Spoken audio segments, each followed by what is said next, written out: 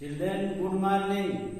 मैं next term पे आप लोगों को नाउन के विषय में जानकारी दी, जिसमें काइंड्स ऑफ नाउन बताया और उनकी परिभाषा, उसकी डिफिनेशन क्या है, उसको मैंने आप लोगों के सामने प्रस्तुत किया। आज हम इंग्लिश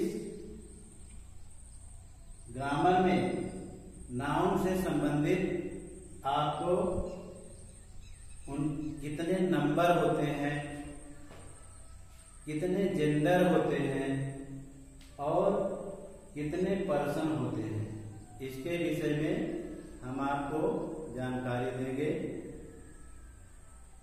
सबसे पहले नंबर की बात आती है तो नाउन में, क्योंकि नाउन कई प्रकार के होते हैं और उनको कितने नंबर में हम प्रस्तुत करते हैं। पहला है सिंगुलर नंबर, दूसरा है प्लूरल नंबर। सिंगुलर नंबर में एक से अधिक नाउन के विषय में जानकारी होनी चाहिए और प्लूरल नंबर में, सिंगुलर नंबर में एक नाउन के बारे में अध्ययन किया जाता है, प्लूरल नंबर में एक से अधिक नाउन के विषय में अध्ययन किया जाता है। और उसी प्रकार जेंडर में मास्कुलाइन जेंडर है, फेमिनाइन जेंडर है, कॉमन जेंडर है और न्यूट्रल जेंडर है। There are two kinds of number, there are two kinds of number in English language, noun के क्षेत्र में। उसी तरह there are 4 kinds of gender in English language. There are 3 person in English language. अब इसमें डिवाइडेशन के रूप में हम सबसे पहले आपको नंबर के विषय में बताएंगे। अब हम आपको नंबर के विषय में उसकी डेफिनेशन बताएंगे। सिंगुलर नंबर में, सिंगुलर नंबर की जो परिभाषा होती है वो ये है, a noun that denotes a person, a place और a thing. A noun that denotes a person, place और ए थिंग। इसमें एग्जाम्पल के रूप में, एग्जाम्पल के रूप में आप लिख सकते हैं सिंगुलर नंबर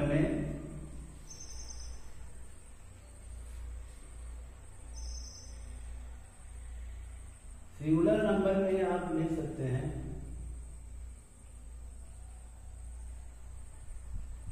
जैसे राम,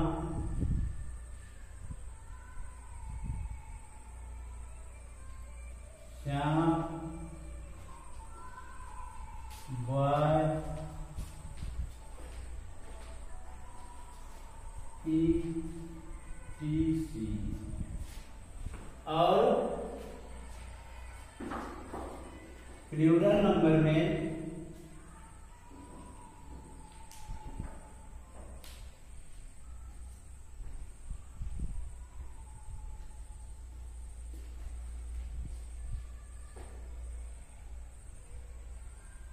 बॉय,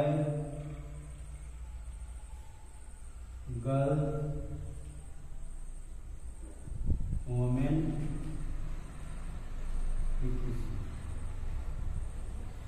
सिंगुलर नंबर की परिभाषा डिनोट करती है ए नाउन दैट डिनोट्स या represent a person, person means व्यक्ति, ए प्लेस, प्लेस मीन्स स्थान, ए थिंग, थिंग माने बस। मतलब सिंगुलर नंबर वह नंबर है जिसके द्वारा नाउन के एक व्यक्ति, एक स्थान, एक वस्तु को रिप्रेजेंट करता है। इसी प्रकार प्लूरल नंबर में ए noun that denotes more than one person, one place और वन थिंग। प्लूरल नंबर में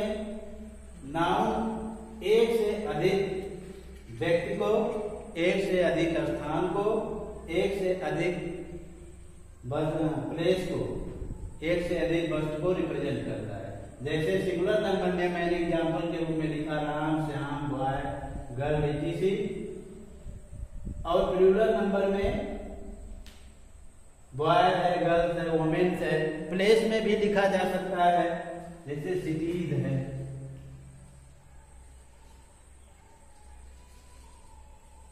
सिटीज है। इसमें जो है सिटी आप लिख सकते हैं।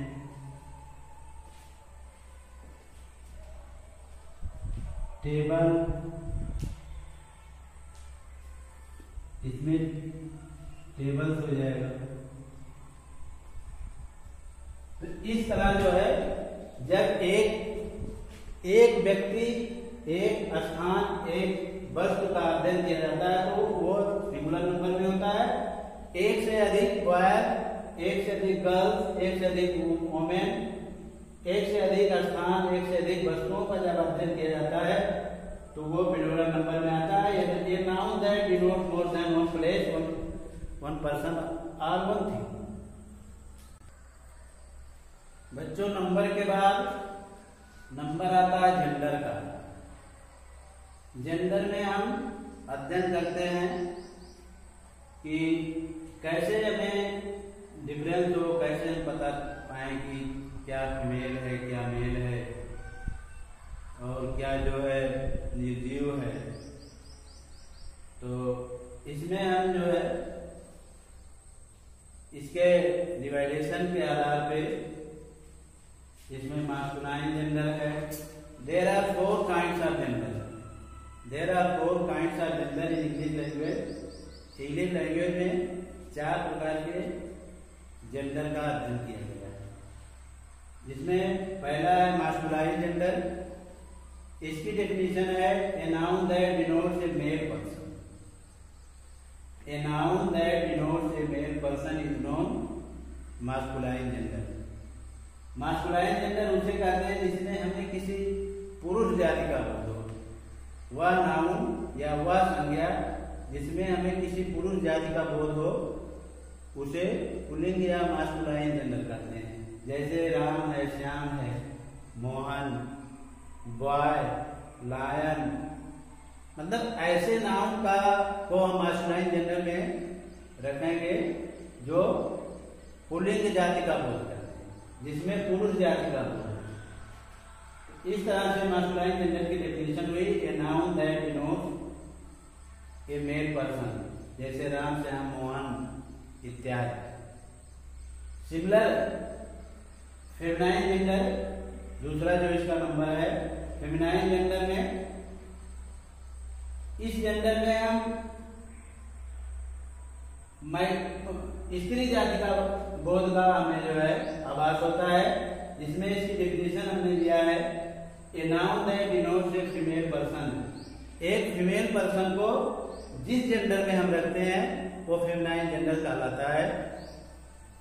उसमें सीता, रीता, गीता, काऊ, मतलब इस तरह से जिससे जो है स्त्री जाति का बोध हो उसे हम फेमिनाइन जेंडर में रखते हैं। सिमिलर वे कॉमन जेंडर, जिसको उभय लिंग भी कहते हैं हिंदी में। कॉमन जेंडर में ऐसे जेंडर का हमें अध्ययन कराया जाता है जिसमें दोनों जेंडर का मिश्रण होता है।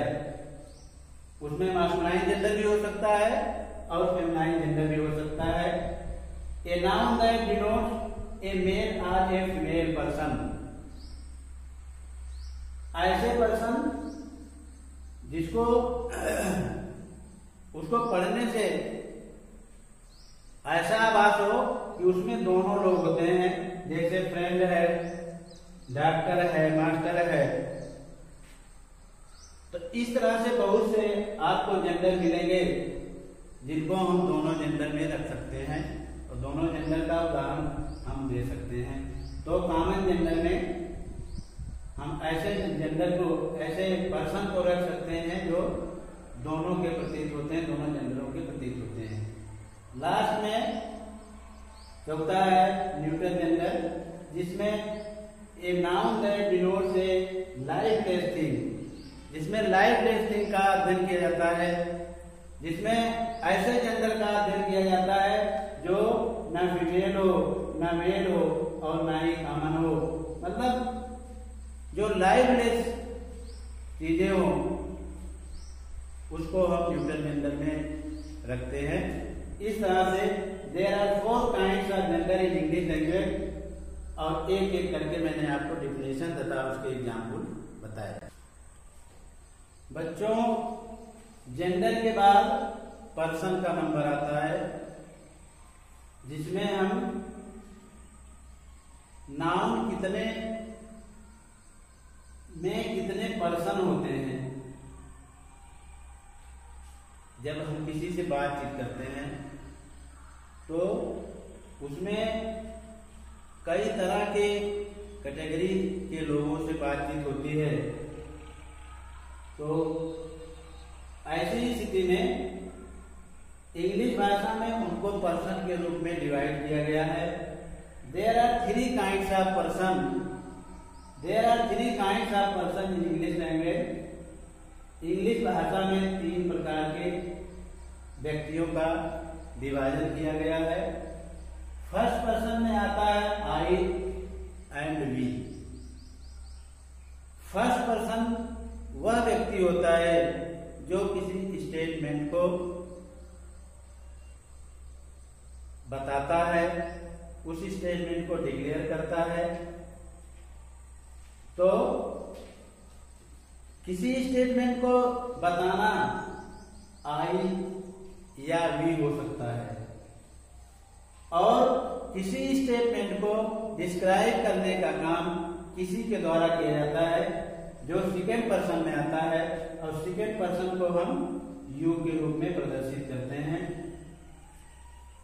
फर्स्ट पर्सन का प्रोनाउन या फर्स्ट पर्सन का नाउन किसी स्टेटमेंट को डिस्क्राइब करता है यू के द्वारा, और वो कोई न कोई स्टेटमेंट होता है, कोई न कोई कथन होता है, चाहे वह ऐतिहासिक कथन हो, चाहे वह किसी व्यक्ति विशेष का कथन हो, या किसी भी घटना का जब उल्लेख करता है, किसी भी बात को वो प्रस्तुत करता है, तो वो यू के माध्यम से और किसी भी स्टेटमेंट को देता है, वो किसी के बारे में ही वर्णन करता है, और जिसके बारे में वर्णन करता है वो थर्ड पर्सन कहलाता है।